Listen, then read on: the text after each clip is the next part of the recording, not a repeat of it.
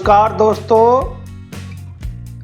मैं हूं मनोज कश्यप और आप देख रहे हैं 12/8/82 व्रत कथा चैनल।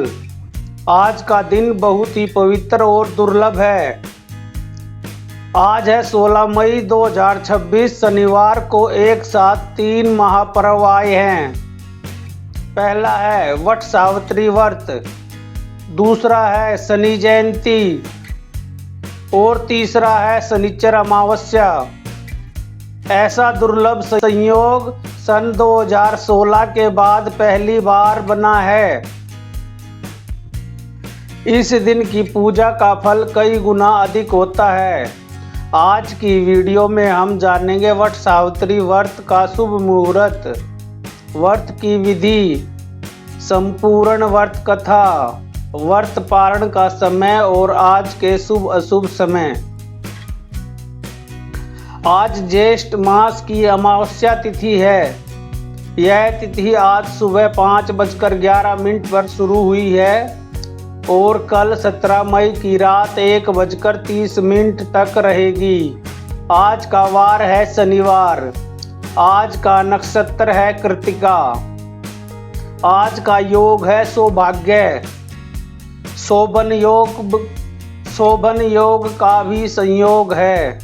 इसके साथ ही आज मिथुन राशि में गुरु और शुक्र की युक्ति भी बन रही है, जो धन और सौभाग्य दोनों के लिए बेहद शुभ मानी जाती है। वट सावित्री पूजा के लिए सबसे उत्तम समय है सुबह 7:12 से 8:24 तक। इस समय में पूजा करना सर्वश्रेष्ठ माना गया है।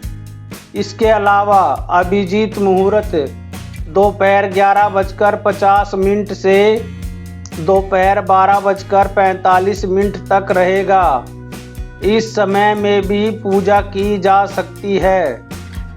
शनिवार को राहुकाल सुबह 9 बजे से 10:30 तक रहेगा। इस समय में कोई नया काम या पूजा आरंभ ना करें।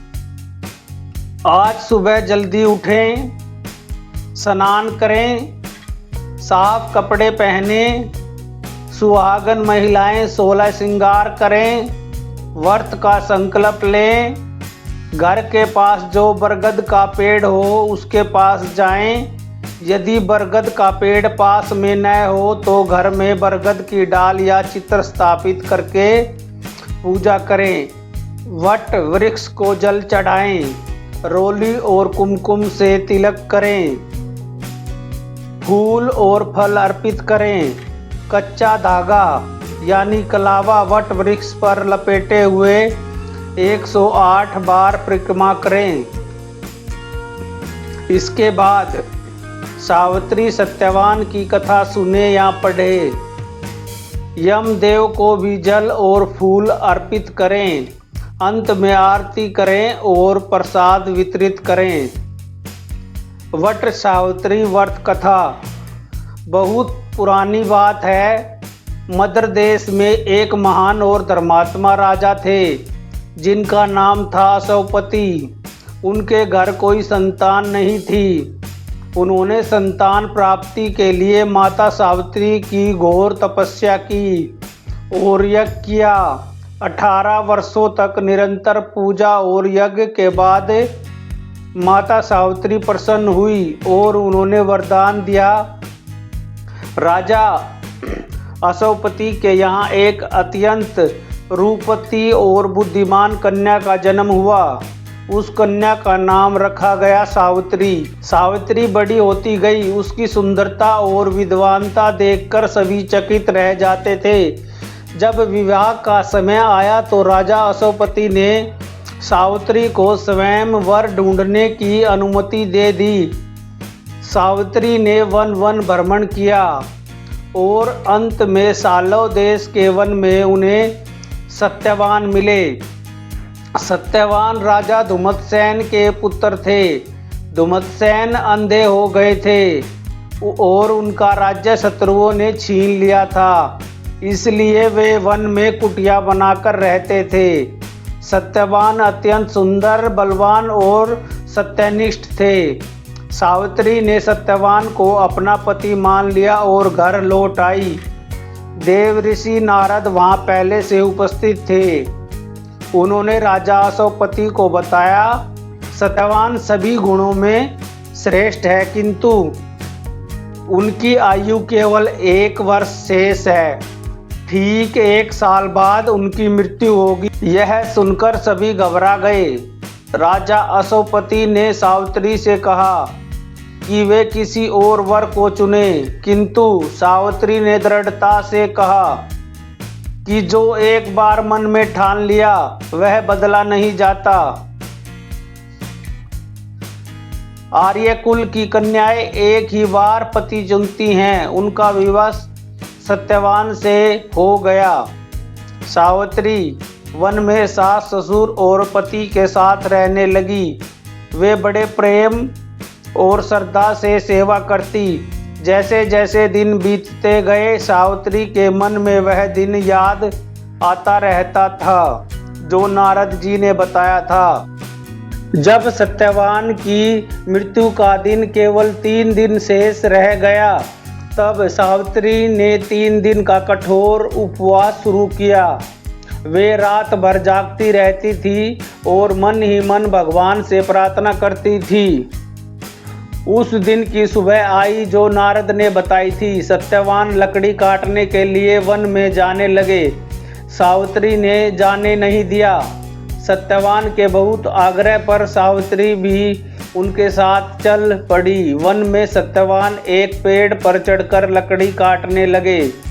तभी उनके सिर में असहनीय पीड़ा होने लगी और वे नीचे आ गए। सावित्री ने उन्हें अपनी गोद में लेटा लिया। कुछ ही क्षणों में यमराज वहां आए। उनके साथ उनके दूत थे। यमराज ने सत्यवान के प्राण लेकर दक्षिण दिशा की ओर चलना शुरू किया। सावित्री भी उनके पीछे चल पड़ी। यमराज ने उन्हें वापस जाने को कहा, किंतु सावित्री नहीं रुकी। सावित्री ने कहा कि जहाँ मेरे पति जाएं वहाँ मेरा जाना धर्म है। पति के बिना मेरे लिए स्वर्ग और नरक दोनों एक समान हैं। यमराज उनकी निष्ठा और ज्ञान से प्रसन्न हुए। उन्होंने सावित्री से वर मांगने को कहा। सावित्री ने पहले वर में अपने अंधे ससुर की आंखें मांगी। यमराज ने तथास्तु कहा। फिर भी सावित्री पीछे चलती रही। यमराज ने फिर वर मांगने को कहा। सावित्री ने दूसरे वर में अपने ससुर का खोया हुआ राज्य मांगा। यमराज ने वह भी दिया। फिर भी सावित्री नहीं लौटी। यमराज ने तीसरी बार वर मांगने को कहा, किंतु यह भी कहा कि सत्यवान के प्राण न मांगना। सावित्री ने बड़ी चतुराई से वर मांगा। उन्होंने कहा कि मुझे 100 पुत्रों की मां होने का वर दें। यमराज ने तथास्तु कह दिया। तब सावित्री ने कहा, प्रभु, आपने मुझे 100 पुत्रों की मां होने का वर दिया है, किंतु पति के बिना यह वर कैसे पूरा होगा। यमराज को अब कोई उपाय नहीं सूझा। उन्होंने सत्यवान के प्राण लौटा दिए। सावित्री की जीत हुई। वे दोनों वापस वन में पहुंचे। सत्यवान जीवित हो उठे। इसी दिन से वट सावित्री व्रत का प्रारंभ हुआ।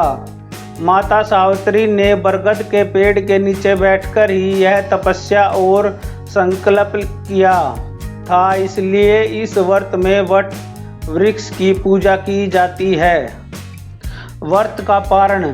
जो महिलाएं आज निर्जला व्रत रख रही हैं, वे शाम को सूर्यास्त के बाद पारण कर सकती हैं। पारण से पहले भगवान का स्मरण करें, फिर फल या मीठे पकवान से व्रत खोलें।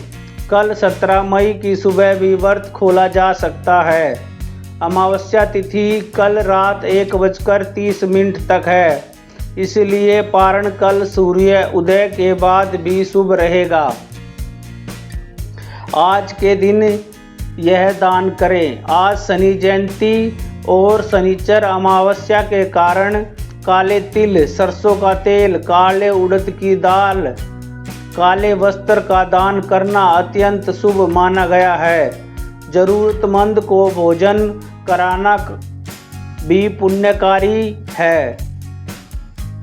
यह व्रत केवल पति की लंबी उम्र के लिए ही नहीं बल्कि पूरे परिवार की सुख समृद्धि और संतान की रक्षा के लिए भी किया जाता है।